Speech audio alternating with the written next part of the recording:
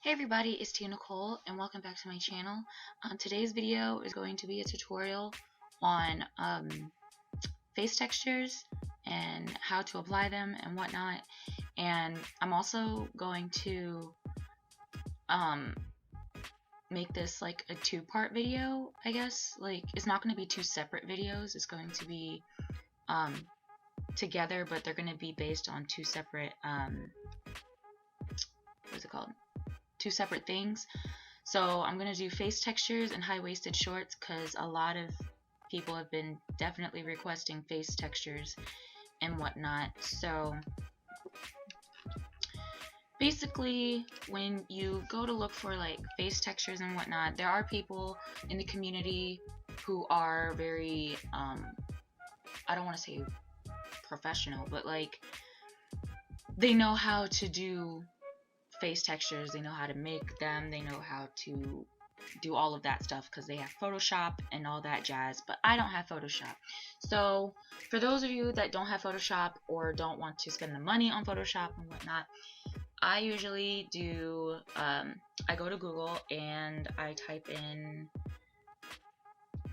Second Life face textures. And I got this idea from one of my friends because I was asking him about face textures and whatnot.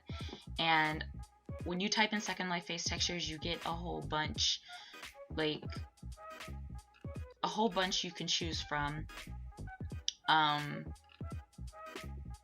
know one of my friends like went on here and he decided to take every fucking face texture that he saw and used it. And he's been making divas for all the face textures that he has gotten. So there's this one, that one. Some of them do have like watermarks on them, which kind of sucks because it's usually like the best ones that have watermarks. But you can still find some good ones if you really wanted to. Yeah, so I'm just going to get started with the face textures. Okay, when you get on the game with your face texture after you've uploaded it, some people like to use the face photo capture to paste their texture onto their diva or superstar's face. But in my personal experience, I found that didn't work for me. Like it was too like it just didn't fit. So I usually paste it as a tattoo on my cause face, and I just went to face art to do that. And now I'm just looking through my textures because I do have a lot of textures on here, but I'm using a one that my friend gave me, and right away you can see that obviously her skin color does not match, but we'll figure that out later. So when you put the face texture on, you're going to want to fit it to size, and sometimes like the eyes, the lips, even the nose, nostrils, they're not going to fit properly because you either made it too big, or the eyes and the nose, obviously they're default right now, they need to be fit to size. But before I get to that, I tend to go to eye makeup first to make it all blend a little better. In my opinion, it blends way better when you put eye makeup on over it, because you can see where it's just not blending right. So yeah, I change the colors, and that's pretty much all I do with that.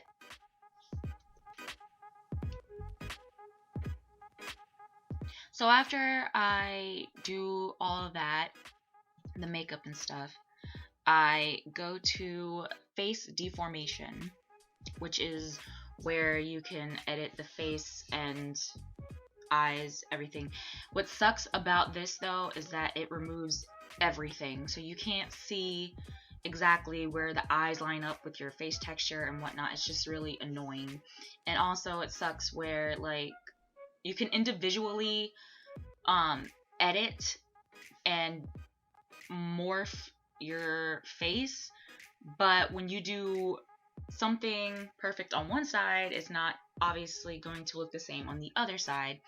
So that's what really sucks about the face deformation section. But all in all, it actually isn't too bad. It's just really aggravating, to say the least. But once everything is like put together and it looks good at the end, then as long as you're happy, that's fine. Like, it looks good. So another tip that you could do for face textures is split it in half, going from the nose up to the eyes and then the nose down in the mouth.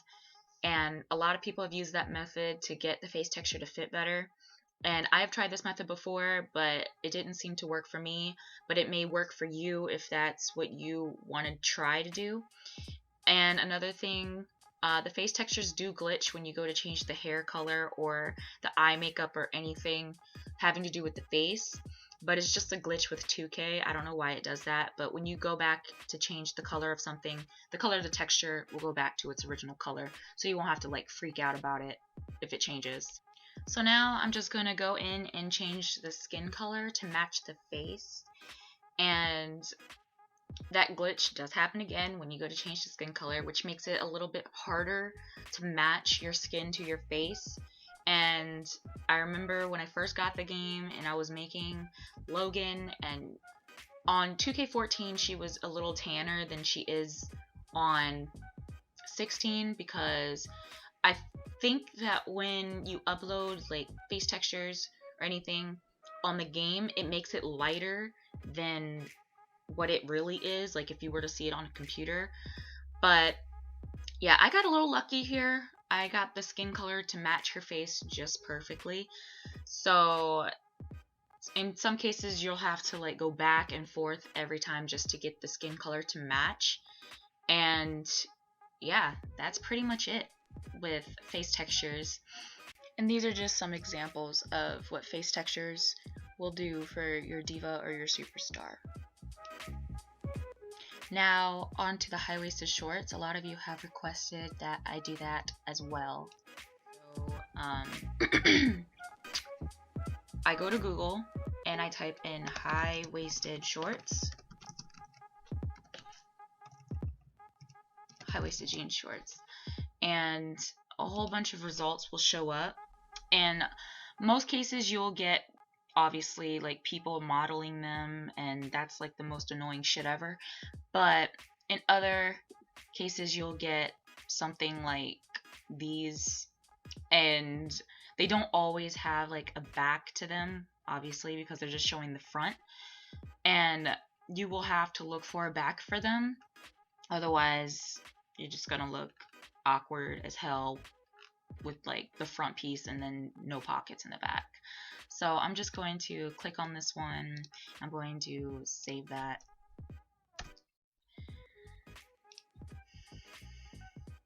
And I forgot to mention, when you find a like face texture or like jeans or something, you're gonna want to have to remove that white backdrop, because you don't want that showing when you upload it to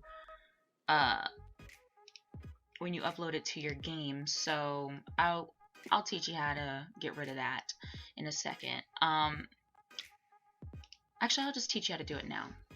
So I open up my photo filter program, which is free, and it's a dumbed down version of Photoshop. So I'm going to open this one, and you see that it's got this black backdrop here. So I'm going to go to the magic wand, and I'm going to click the surrounding white background, and I'm going to go to image, auto transparency, and then inside, and it's just going to get rid of that. And so when you upload it, there won't be a background, it will just show this. But you also don't want this back portion for the shorts or this right here, because that's just gonna look really weird when you upload it. So did I already move that background? Okay. So when when you go to remove the background of the shorts, I usually click this mouse here, and then I go to, what is this called? The polygon, because you can make it into any shape that you want it to be. And I just click around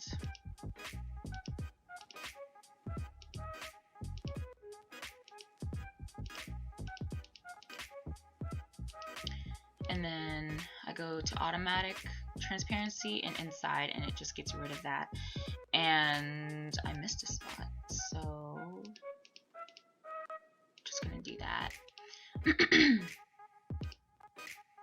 And I'm gonna do the same for the other side, obviously. This is gonna be like really sloppy work because I'm not really trying to perfect this right now. But if I were to like actually make an attire with high-waisted shorts, I would try my best to perfect the cutouts. But honestly, I don't think it really matters because that whole part isn't even gonna show. Like, it's gonna be blended in pretty much, so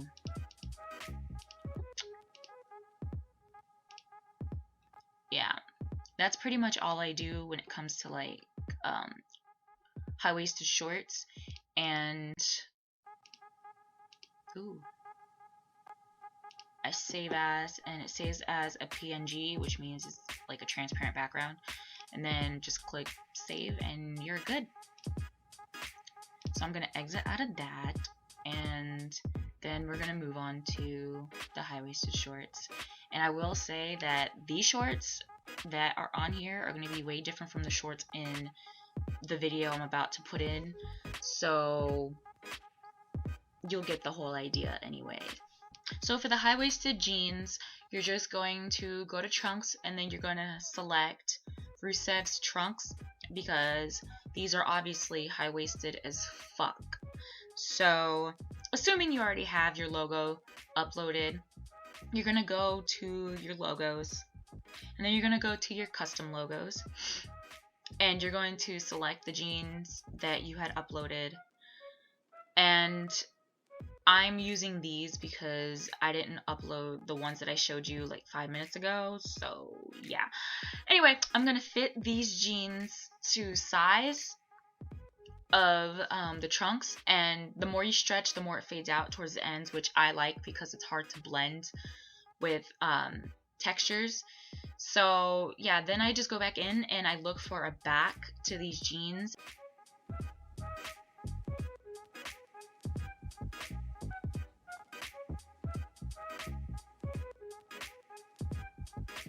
And no, these aren't the backing that go to these jeans. I wish they were, but they're not. But like I said, the fact that when you stretch it, it blends, it makes it look like it actually goes with the shorts. So for the white and the red bits, I just change those to match the color of the jeans, and voila, there's your high-waisted shorts. It's not hard at all, pretty much. It's just, you know, Rusev shorts and then your jean logo. So yeah, that's all I do for high-waisted shorts. I hope that this video was helpful, and if it was, please give it a like. And also, if you guys have any more requests for tutorials, please let me know down in the comments below. If you have any more ideas, not just for tutorials, but any other video ideas that you want to see, let me know in the comments below. And yeah, I'll talk to you guys later.